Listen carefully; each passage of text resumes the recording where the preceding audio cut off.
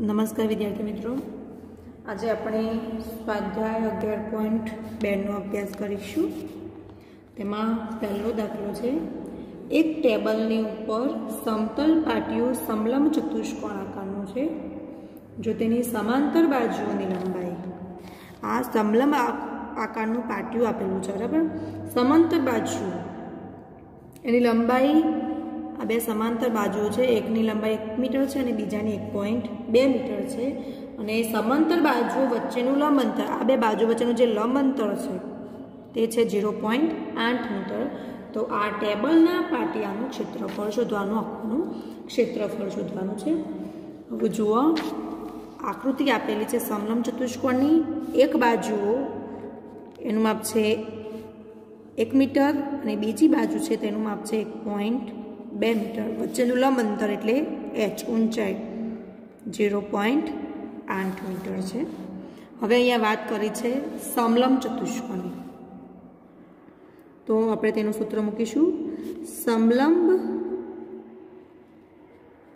पाटियानुं क्षेत्रफळ बराबर 1/2 बे बाजुओनो सरवाळो गुण्या तेमनी वच्चेनुं लंब अंतर, એટલે કે 1/2 h તેમની વચ્ચેનું લંબ અંતર અને બે બાજુઓનો સરવાળો, એટલે કે a વત્તા b.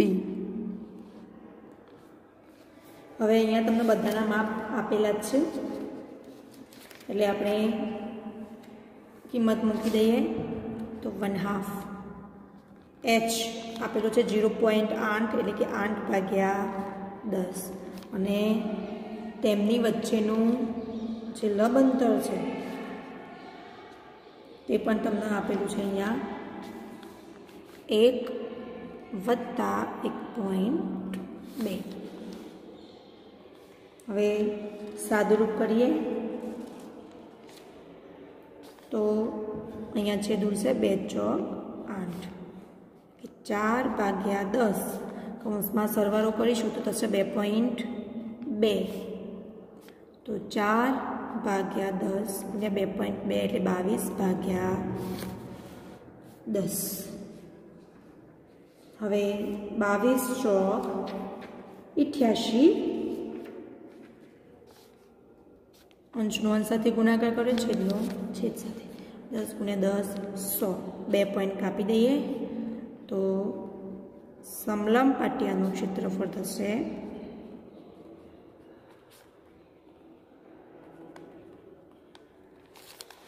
0.88 મીટર સ્ક્વેર, બરાબર. એ જ રીતે બીજો દાખલો આપેલો છે.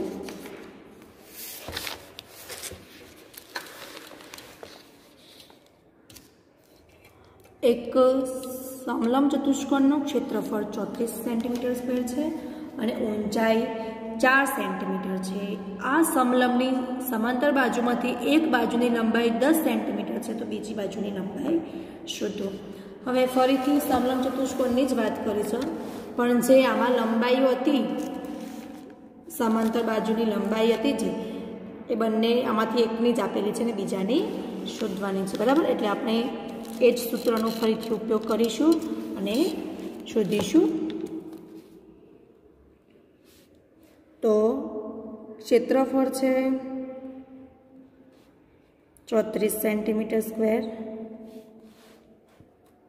ઊંચાઈ એટલે h 4 સેન્ટીમીટર, એક બાજુની લંબાઈ 10 સેન્ટીમીટર, તો બીજી બાજુની કેટલા સેન્ટીમીટર થશે. ફરી આપણે મૂકી દઈએ સમલંબ ચતુષ્કોણનું ક્ષેત્રફળ બરાબર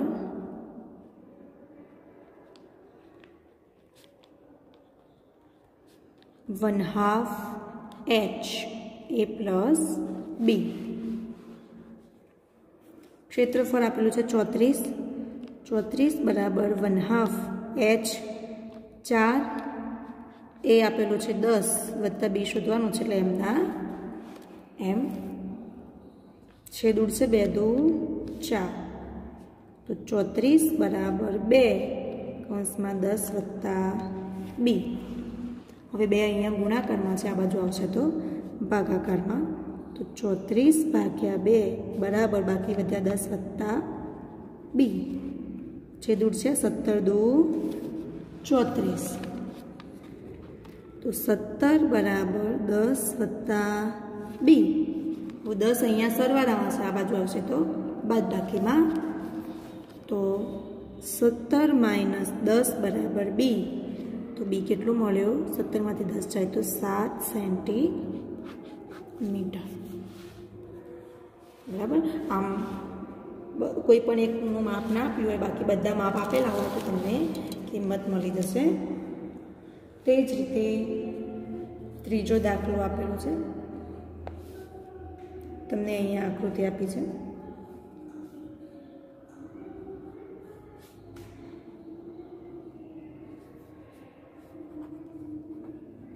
A B C D एक समलंब चतुष्कोण आकारનું ખેતર ફરીથી સમલંબ ચતુષ્કોણ આકારનું ખેતર છે। ABCD વાડની લંબાઈ 120 મીટર છે। આ બધી બાજુની લંબાઈ એટલે કે પરિમિતિ સમલંબની પરિમિતિ થશે 120 મીટર।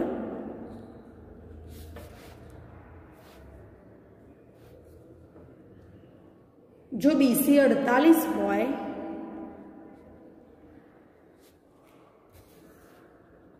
आ माप आपेलू है 48 मीटर, CD 17 मीटर एटले के आ 17 मीटर, AD 40 मीटर एटले के आ माप आप्युं छे 40 मीटर। तो खेतरनुं क्षेत्रफळ शोधो बराबर। हवे आ माप आप्युं नथी ए माप मळे तो आपणे क्षेत्रफळ मळशे बराबर। तो सौथी पहेला आ माप शोधीए पछी क्षेत्रफळ એટલે આપણે લંબાઈનો ઉપયોગ કરી શકીશું। તો હવે ત્રણ બાજુના માપ આપ્યા છે, પરિમિતિ કુલ કેટલું છે એ ખબર છે એટલે એ બી મળી જશે। તો અહીંયા આપણે કરીએ કે સમલંબની પરિમિતિ બરાબર AB વત્તા BC वत्ता CD वत्ता DA। हवे समलंबनी परिमिति है 120 बराबर AB शोधवानुं छे, BC आपेलो छे 48, CD 17 और DA 40।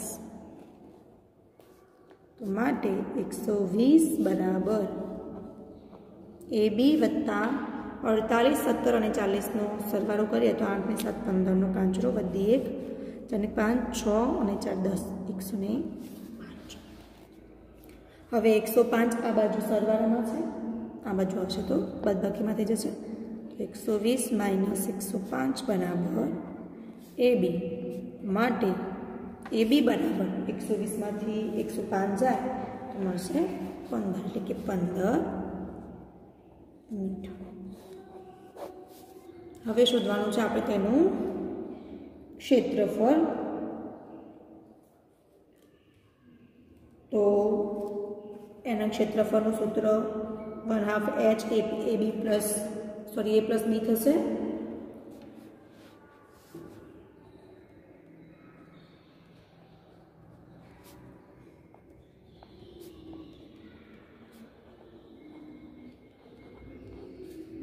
तो 1/2 अहींया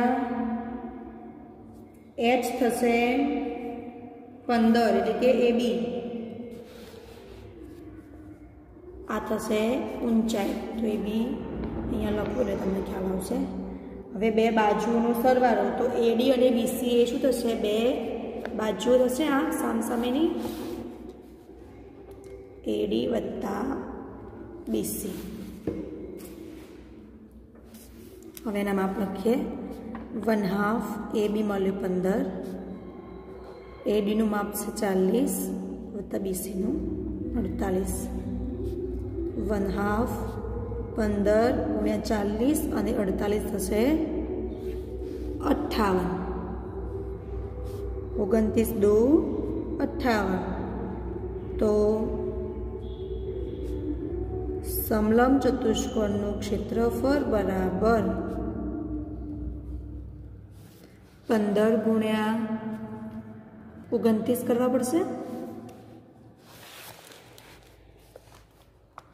15 ગુણ્યા 29 કરીએ તો એકમના અંકની 0, 5 × 10 ની 0, વધી 1, 2 × 2 અને 1 3, 5 × 9 45 નો 5 વધી 4, 9 × 9 4, 5 3 અને 4,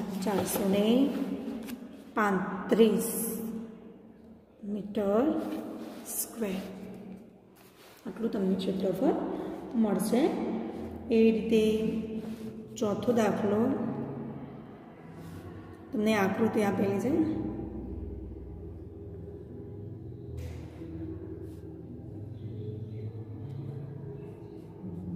આ એક ત્રિકોણની આકૃતિ બને છે। એનો પાયો છે 24 મીટર અને વેધ છે 13 મીટર।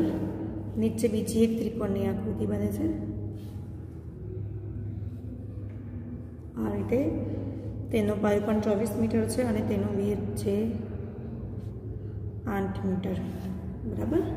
હવે આકૃતિમાં પૂછ્યું કે એક ચતુષ્કોણ આકારના આ એક ચતુષ્કોણ છે। બરાબર। ચતુષ્કોણની આકૃતિ છે। ખેતરના વિકર્ણની લંબાઈ 24 મીટર છે। આ એક વિકર્ણ છે, તેની લંબાઈ 24 મીટર છે। બાકીના બે શિરોબિંદુઓમાંથી આ વિકર્ણ પર દોરેલા લંબ 8 મીટર અને 13 મીટર છે। તો ખેતરનું ક્ષેત્રફળ શોધો।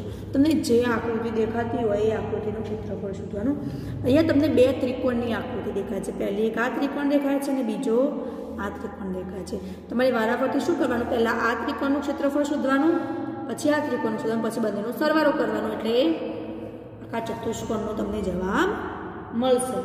બરાબર। તો સૌથી પહેલા આપણે લઈએ ત્રિકોણ 1 માટે। તો ત્રિકોણનું ક્ષેત્રફળ બરાબર 1/2 પાયો ગુણ્યા વેધ b ગુણ્યા h। તો 1/2 પહેલી આકૃતિનો પાયો 24 અને એની ઊંચાઈ વેધ 13 છે। છેદ ઉડાડીએ તો 12 દુ 24, 13 ગુણ્યા 12 કરીએ એકમના અંકની 0, 3 × 3, 1 × 1, 3 દુ 6, 2 × 2, તો 156 થશે। 156 મીટર સ્ક્વેર પહેલા ત્રિકોણનું મળ્યું। હવે બીજા ત્રિકોણનું શોધો।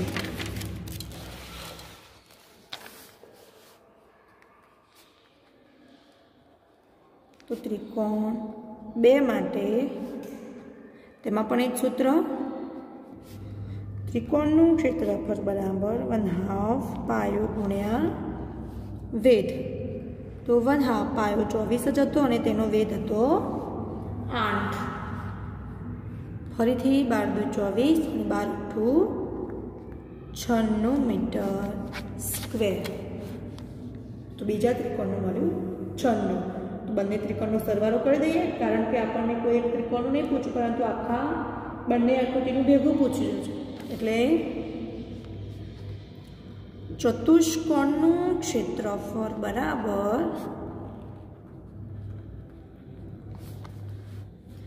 ત્રિકોણ 1નું ક્ષેત્રફળ વત્તા ત્રિકોણ 2નું ક્ષેત્રફળ। બંનેનો સરવાળો કરીએ તો પહેલા ત્રિકોણનું તમને મળ્યું માપ 156 અને બીજાનું મળ્યું 96। તો માટે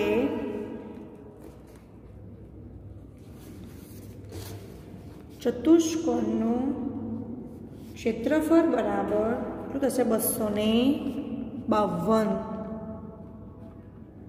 મીટર સ્ક્વેર। આખું ચતુષ્કોણનું તમને મળ્યું। હવે દાખલા નંબર 5,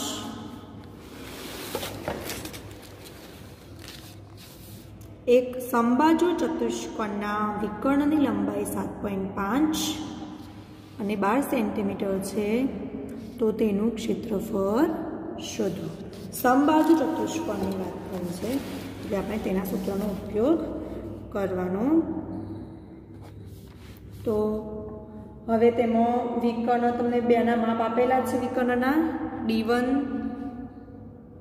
7.5 અને D2 એટલે કે વિકર્ણ બીજું તેનું માપ છે 12 બરાબર। તો તેનું સૂત્ર શું છે? સમબાજુ ચતુષ્કોણનું ક્ષેત્રફળ બરાબર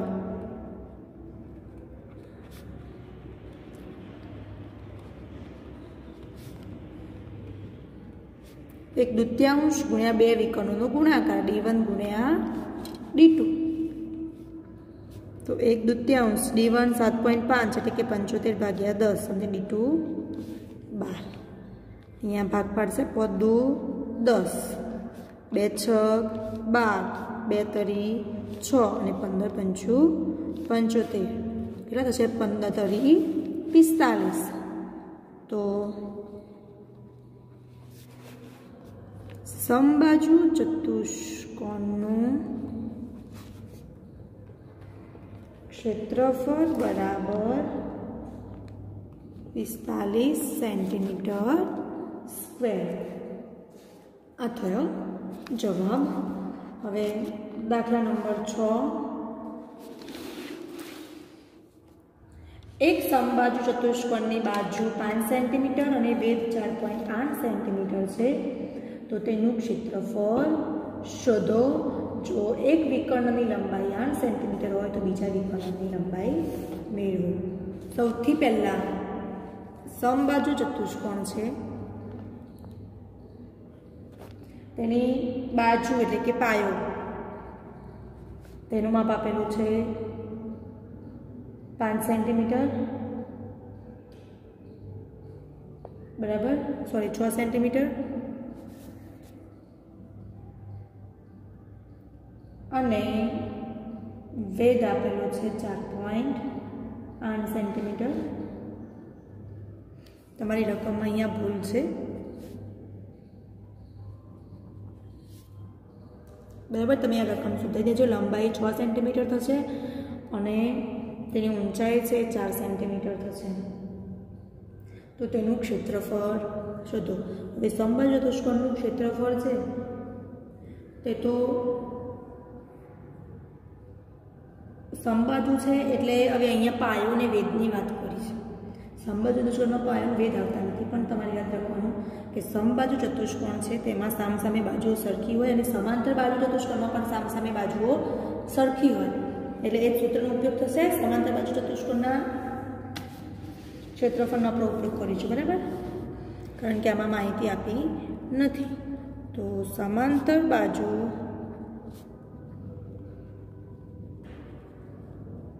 ચતુષ્કોણનું ક્ષેત્રફળ બરાબર પાયો ગુણ્યા વેધ। પાયો 6 સેન્ટીમીટર અને વેધ 4 સેન્ટીમીટર, તો 6 ચોક 24 સેન્ટીમીટર સ્ક્વેર। આ તમને મળ્યું સમાંતર બાજુ ચતુષ્કોણનું ક્ષેત્રફળ, એટલે એ જ થશે સમબાજુ ચતુષ્કોણનું ક્ષેત્રફળ। તો એ લખે માટે સમબાજુ ચતુષ્કોણનું ક્ષેત્રફળ બરાબર 24 સેન્ટીમીટર સ્ક્વેર। આવું કીધું છે કે એક વિકર્ણની લંબાઈ 8 સેન્ટીમીટર આપી છે, તો બીજા વિકર્ણની શોધો। એકનું માપ આપેલું છે D1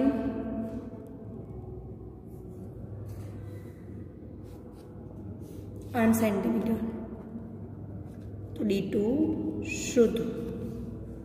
તો સમાંતર બાજુ ચતુષ્કોણના ક્ષેત્રફળ ખબર છે એટલે અને એક માપ ખબર છે, વિકર્ણ તો બીજું મળી જશે। તો સમબાજુ ચતુષ્કોણનું ક્ષેત્રફળ બરાબર 1/2 D1 ગુણ્યા D2।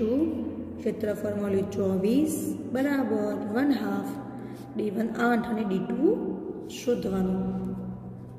2 ચોક 8, 24 બરાબર 8 ગુણ્યા 4 ગુણ્યા D2।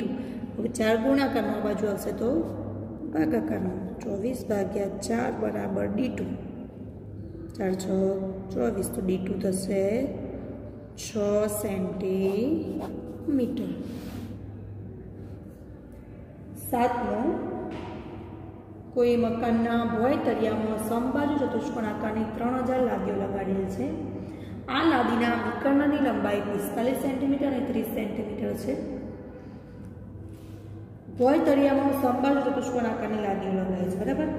હવે તમને બે વિકલ્પના માપ આપેલા છે।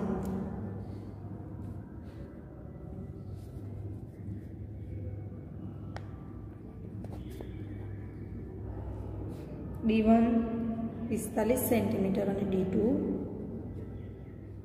30 સેન્ટીમીટર।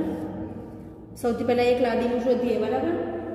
અને તમને ખબર જ છે કે કુલ લાદીઓ 3000 આપેલી છે, તો અંદર આપેલું છે કુલ લાદી 3000। સૌથી પહેલાં આપણે એક લાદીનું ક્ષેત્રફળ શોધીએ। સમબાજુ લાદીનું ક્ષેત્રફળ બરાબર 1/2 D1 ગુણ્યા D2, તો 1/2 D1 45 અને D2 30। 15 દુ 30, 45 ગુણ્યા 15 કરીએ, એકમના અંકની 0, 5 કા 5, 4 કા 4, 5 5 25 નો 5 વધી 2 25 20 ને 2 22, તો 675 સેન્ટીમીટર સ્ક્વેર આટલું એક લાદીનું ક્ષેત્રફળ થશે। હવે કુલ લાદીઓ આપેલી છે 3000, 3000 લાદીઓ લગાડેલી છે, એક એમાંથી કુલ 3000 લાદીઓ લગાડેલી છે, બરાબર। એક લાદીનું ક્ષેત્રફળ આટલું છે, તો ભોંયતળિયું કેવડું હશે? તો આટલા ક્ષેત્રફળવાળી આટલી લાદીઓ લગાડેલી છે, તો ભોંયતળિયાનું ક્ષેત્રફળ બરાબર કુલ લાદી ગુણ્યા લાદીનું ક્ષેત્રફળ, કારણ કે આટલી લાદીઓ આટલા ક્ષેત્રફળ એકના આટલા, તો એવી તો 3000 એવડું મોટું ભોંયતળિયું છે એટલે ક્ષેત્રફળ મળી જશે। કુલ લાદી 3000 ગુણ્યા 675, 675 ગુણ્યા 3 કરીએ, 15 15 નો 5 વધી 1, 17 21 ને 22 નો બગડો વધી 2, 76 18 ને 2 20 20 25 અને 3 0, બરાબર। આટલું થશે ભોંયતળિયાનું ક્ષેત્રફળ, એટલે કે સેન્ટીમીટર સ્ક્વેર। હવે આગળ એવું કીધું છે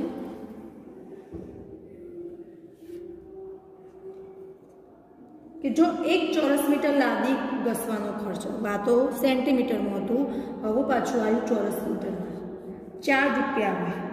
તો સૌથી પહેલાં આને આપણે શેમાં ફેરવવું પડશે? મીટરમાં ફેરવવું પડશે। તો આના ભાગ્યા 1000 કરીએ, 100 ગુણ્યા 100, એટલે આપણને મીટર સ્ક્વેરમાં જવાબ મળશે। તો 20 25 30 ભાગ્યા 100 ગુણ્યા 100, 100 ગુણ્યા 100 વડે એટલા માટે ભૂલ્યું સેન્ટીમીટર ગુણ્યા સેન્ટીમીટર એટલા વડે ભાગ્યા, એટલે તમને મીટરમાં જવાબ મળશે।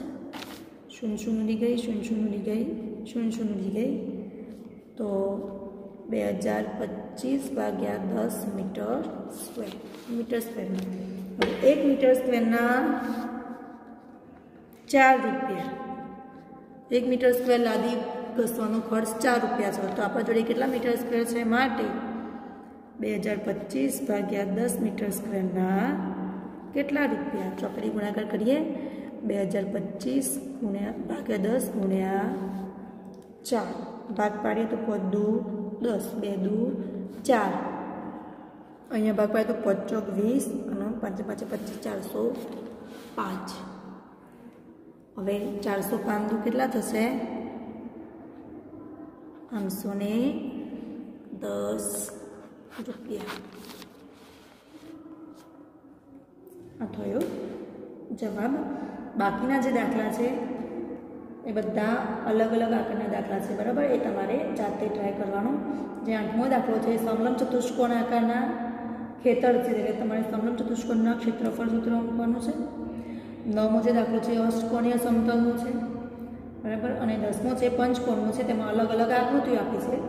જો જ્યોતિએ કરેલું વિભાજન, કવિતાએ કરેલું જે વિભાજન છે એમાં જ્યોતિએ જે ભાગ પડ્યા છે એ સમલંબ આકારના પાડેલા છે, એટલે બે અલગ અલગ સમલંબ છે, એટલે એક સમલંબનું શોધશો એના ગુણ્યા 2 કરશો એટલે બંને સમલંબનો કુલ મળી જશે।